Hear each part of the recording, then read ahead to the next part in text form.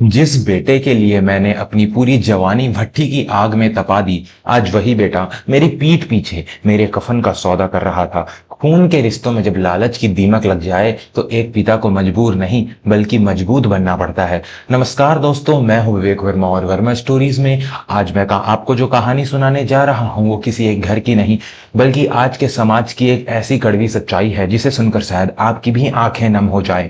यह कहानी है स्वाभिमान की, धोखे की और एक पिता के उस कठोर फैसले की जिसने रिश्तों की परिभाषा ही बदल कर रख दी। उज्जैन की उन पुरानी तंग गलियों में जहां हर सुबह महाकाल की आरती और शुद्ध देसी घी की महक से शुरू होती है, वही मेरी दुनिया बसती थी। मेरा नाम कैलाश नाथ है। उम्र के 62 सावन देख चुका हूं। मेरी नाथ मिष्ठान भंडार नाम की एक पुरानी दुकान है। यह सिर्फ एक दुकान नहीं थी, यह मेरे पुरखों की अमानत थी, मेरी पहचान थी। मेरी पत्नी देवकी को गुजरे हुए 5 साल हो चुके थे। उसके जाने के बाद यह दुकान और भट्टी की वह आग ही मेरी एकलौती साथी बन गई थी।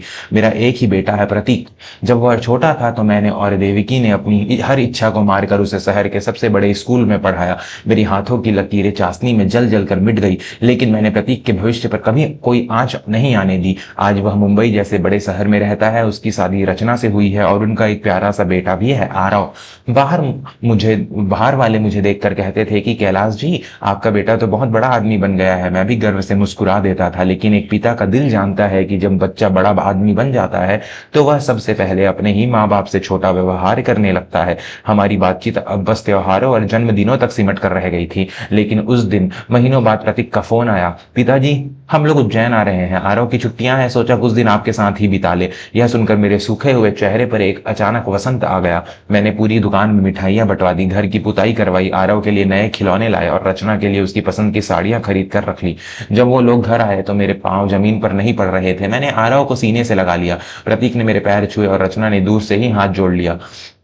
शुरुआती 2 दिन बहुत अच्छे बीते, लेकिन फिर धीरे धीरे मुझे उस हवा का एहसास होने लगा जो वह अपने साथ मुंबई से लेकर आए थे। रचना हर समय मुंह बनाए रखती थी, यहाँ कितनी धूल है प्रतीक, और इस पुराने घर में तो घुटन सी होती है, आप पिताजी को समझाते क्यों नहीं। मैं यह सब सुनकर भी अनसुना कर देता था। मैं सोचता था कि बड़े शहर के बच्चों को यहाँ की सादगी रास नहीं आ रही होगी, लेकिन असल खेल तो कुछ और ही था। तीसरे दिन प्रतीक मेरी दुकान पर आ गया। वह गल्ले के पास बैठकर मेरे पुराने बही खाते पलटने लगा। मेरी दुकान पर माधव नाम का एक लड़का काम करता था। वह अनाथ था, 15 साल पहले मेरे पास आया था और तब से मैंने उसे अपने बेटे की तरह संभाल कर रखा था। दुकान का सारा काम अब माधव ही संभालता था। प्रतीक ने माधव को बाहर भेज दिया और मुझसे बोला, पिताजी अब आपकी उम्र हो गई है, सुबह 4 बजे उठकर भट्ठी चलाना और दिन भर इस गर्मी में बैठना अब आपके बस का नहीं है। आखिर आप कब तक यह सब करेंगे। मैंने प्यार से उसके सिर पर हाथ फेरा और कहा, बेटा यह भट्ठी ही तो मेरी सास है, जिस दिन यह बुझ गई समझ लेना तुम्हारा बाप भी बुझ गया। और फिर माधव है ना मेरे साथ, वह सब संभाल लेता है। प्रतीक ने चिढ़ते हुए कहा, पिताजी आप बिना भावनाओं में बहते हैं, माधव आखिर एक नौकर ही तो है, कल को धोखा दे गया तो। मैंने आपके लिए कुछ और ही सोचा है। मुझे लगा मेरे आराम की चिंता कर रहा है, लेकिन अगले ही दिन जब मैं दोपहर में घर पर आराम कर रहा था, प्रतीक कुछ अजनबी लोगों को लेकर घर दुकान पर पहुंचा। माधव ने मुझे आकर बताया कि भैया कुछ शहरी बाबू लोगों के साथ मिलकर दुकान की नाप जोख कर रहे थे। मेरा माथा ठनका। मैंने प्रतीक से पूछना चाहा पर वह बात टाल गया। उस रात जो हुआ उसने मेरे जीवन की पूरी इमारत को ही ढहा दिया। रात के करीब 1:30 बज रहे थे। मुझे प्यास लगी तो मैं पानी लेने रसोई की तरफ गया। प्रतीक और रचना के कमरे का दरवाजा हल्का सा खुला था और अंदर से उनकी आवाजें आ रही थी। रचना कह रही थी, तुमसे एक काम ढंग से नहीं होता, कब तक हम इस खंडहर में धक्के खाएंगे, जल्दी से उस कागज पर दस्तखत करवाओ और किस्सा खत्म करो। प्रतीक ने धीमी आवाज में जवाब दिया, तुम थोड़ा सब्र क्यों नहीं रखती। अगर मैं सीधे बोलूंगा तो पिताजी कभी अब पुश्तैनी दुकान और मकान नहीं बेचेंगे। तुम्हें पता है ना, शहर के बीचों बीच यह जगह 8 करोड़ का सौदा पक्का हुआ है उस कंपनी के साथ। रचना ने झल्लाते हुए कहा, तो फिर रास्ता क्या है, तुम्हारा नया व्यापार तो डूबने वाला है। अगर यह 8 करोड़ नहीं मिले तो हम सड़क पर आ जाएंगे। प्रतीक की अगली बात ने मेरे शरीर का सारा खून जमा दिया। उसने कहा, रास्ता है, मैंने अपने वकील दोस्त से बात कर ली है, हम साबित कर देंगे कि पिताजी की मानसिक हालत अब ठीक नहीं रहती, उन्हें भूलने की बीमारी हो गई है। फिर कानूनी तौर पर मैं उनका इकलौता वारिस होने के नाते सारे अधिकार ले लूंगा, दुकान बिक जाएगी, पैसा हमारे पास होगा और पिताजी को हम मुंबई ले चलेंगे। वहां आरव को संभालने के लिए हमें कोई नौकर नहीं रखना पड़ेगा। पिताजी दिन भर उसके साथ घर में पड़े रहेंगे। मेरे हाथ से पानी का गिलास छूटते छूटते बचा। मेरे ही खून ने मेरे ही पीठ में खंजर घोंप दिया था। जिस बेटे को मैंने अपने कंधों पर बैठाकर दुनिया दिखाई थी, वो आज मुझे पागल साबित करके मेरा सब कुछ छीनना चाहता था और मुझे ले जाना चाहता था एक ऐसे घर में जहां मेरी हैसियत एक मुक्त के नौकर से ज्यादा कुछ नहीं होती। उस रात मैं सोया नहीं। मैं देवकी की तस्वीर के सामने बैठकर बहुत रोया। मैंने भगवान से पूछा कि आखिर मेरी परवरिश में कहाँ खोट रह गई, लेकिन सुबह की पहली किरण के साथ मेरे आंसू सूख चुके थे। अब मेरे अंदर एक पिता की ममता नहीं बल्कि एक स्वाभिमानी इंसान की कठोरता थी। मुझे अब रोना नहीं था, अब मुझे अब लड़ना था। अपने सम्मान के लिए, अपनी पहचान के लिए। सुबह मैं बिल्कुल सामान्य रहा। मैंने रचना से कहा, बहू आज नाश्ते में आलू के पराठे बना लेना, मैं जरा मंदिर होकर आता हूँ। मैं मंदिर नहीं बल्कि अपने पुराने मित्र और शहर के जाने माने वकील शर्मा जी के पास गया। मैंने शर्मा जी को रात की पूरी बात जो की त्यों बता दी। शर्मा जी सन्न रह गए। उन्होंने अपना चश्मा उतार कर गहरी सांस ली और बोले, कैलाश यह तो घोर कलयुग है। तू जो कह रहा है वह कानून की नजर में बहुत बड़ा अपराध है। तू चाहता क्या है? क्या मैं पुलिस को बुलाऊं? मैंने दृढ़ता से कहा, नहीं शर्मा जी, पुलिस और कचहरी से तमाशा बनेगा। मैं अपनी ही औलाद को जेल नहीं भेजना चाहता, लेकिन मैं उसे यह साबित भी नहीं करने दूंगा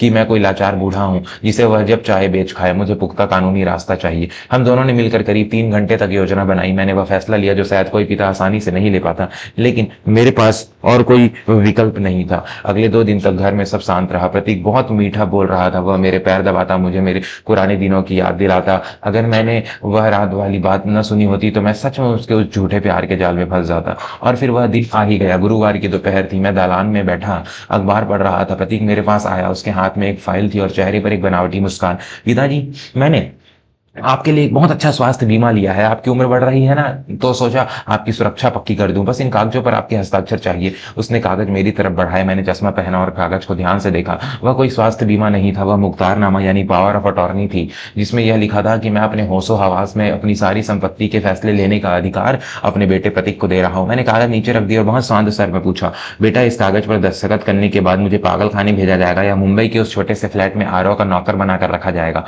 यह सुनते ही प्रतीक के हाथ से कलम छूटकर जमीन पर गिर गई। वह एकदम से पीछे हटा। दालान के पास खड़ी रचना का चेहरा भी सफेद पड़ गया। प्रतीक हड़बड़ाते हुए बोला, पिताजी यह आप क्या कह रहे हैं? आपको कोई गलतफहमी हुई है? मैं अपनी कुर्सी से उठा। मेरे अंदर जैसे कोई ज्वालामुखी फट पड़ा था। गलतफहमी मुझे नहीं, तुम्हें हुई है प्रतीक। तुम्हें लगा कि तुम्हारा बाप अब बूढ़ा हो गया है, उसकी आंखें कमजोर हो गई हैं, तो वह तुम्हारे बिछाई इस लालच के जाल को नहीं देख पाएगा। 8 करोड़ का सौदा किया है ना तुमने मेरी जिंदगी की कमाई का। प्रतीक की चोरी पकड़ी जा चुकी थी। अब वह अपने असली रंग में आ गया। उसने अपनी आवाज ऊंची करते हुए कहा, हाँ किया है सौदा, तो इसमें गलत क्या है? आप वैसे भी कुछ सालों के मेहमान हैं। यह पुरानी दुकान और यह खंडहर घर किस काम का?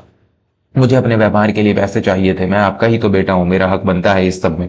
पर मैंने एक गहरी सांस ली और अपने कुर्ते की जेब से एक दूसरी फाइल निकाली और उसके मुंह पर मार दी। हक था तुम्हारा, कल तक था, लेकिन आज तुमने वह हक खो दिया है। इसे पढ़ो। प्रतीक ने कांपते हाथों से वह फाइल खोली। उसे पढ़ते ही उसकी आंखें फटी की फटी रह गई। मैंने कड़क आवाज में कहा, तुम मेरी पीठ पीछे मेरा सौदा कर रहे थे तो मैंने भी अपना बंदोबस्त कर लिया। मैंने अपनी दुकान का 50% हिस्सा माधव के नाम दान पत्र कर दिया है, क्योंकि जिस भट्टी को तुम बोझ समझते हो, माधव ने 15 सालों से उसे अपनी मां माना है। और बाकी का 50% और यह घर मैंने शहर के सबसे बड़े अनाथालय के नाम पर एक कानूनी न्यास यानी ट्रस्ट में डाल दिया है। जब तक मैं जिंदा हूं मैं यहाँ रहूंगा और मेरे मरने के बाद यह सब अनाथ बच्चों के काम आएगा। रचना बीच में चीख पड़ी, यह आप नहीं कर सकते। आप अपने ही खून को सड़क पर कैसे ला सकते हैं? हम आपके खिलाफ मुकदमा करेंगे। मैं जोर से हंसा। मुकदमा जरूर करना बहू, लेकिन शर्मा जी ने कागज इतने पक्के बनाए हैं कि तुम दिल्ली तक के वकील लगा लो, कुछ नहीं होगा। और हाँ, अगर तुमने मुझे पागल साबित करने की कोशिश की तो मैं तुम्हारी पूरी कंपनी के खिलाफ धोखाधड़ी का मुकदमा ठोक दूंगा। प्रतीक अपनी जगह पर धम्म से बैठ गया। उसका सारा गुरूर, उसकी सारी चालाकी धरी की धरी रह गई।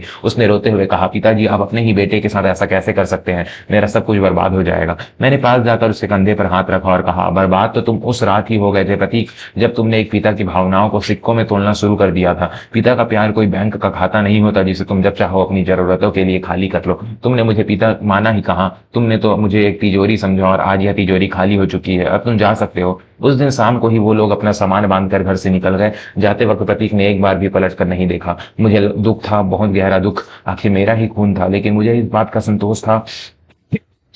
का संतोष भी था कि मैंने अपने स्वाभिमान को झुकने नहीं दिया। अगर मैं उस दिन डर कर कागजों पर दस्तखत कर देता तो मैं जीते जी मर जाता। आज मैं उसी उज्जैन के पुराने घर में रहता हूँ। भट्टी आज भी जलती है। माधव आज भी मुझे बाबूजी कहकर पुकारता है और मुझे अपने हाथ से चाय लाकर देता है। मेरा खून का रिश्ता भले ही टूट गया हो, लेकिन मैंने सम्मान के साथ जीना सीख लिया है। बुढ़ापा कोई लाचारी नहीं है दोस्तों, यह जीवन का वह पड़ाव है जहाँ आपको अपने लिए सबसे कड़े फैसले लेने पड़ते हैं। दोस्तों, वर्मा स्टोरीज की यह कहानी यही समाप्त होती है, लेकिन मैं विवेक वर्मा आपसे एक सवाल पूछना चाहता हूँ। क्या कैलाश जी ने अपने बेटे के साथ जो किया वह सही था? अगर आप उनकी जगह होते तो क्या करते? अपने विचार हमें नीचे कमेंट बॉक्स में जरूर लिखकर बताएं। अगर आपको यह कहानी पसंद आई हो तो इसे लाइक करें और अपने परिवार के साथ शेयर जरूर करें। और हाँ, समाज की ऐसी ही अनकही और सच्ची कहानियों से जुड़े रहने के लिए हमारे चैनल वर्मा स्टोरीज को सब्सक्राइब करना बिल्कुल ना भूलें। मैं मिलूंगा आपसे अगली बार एक नई कहानी और एक नए सबक के साथ। तब तक के लिए अपना और अपने स्वाभिमान का ख्याल रखें। धन्यवाद।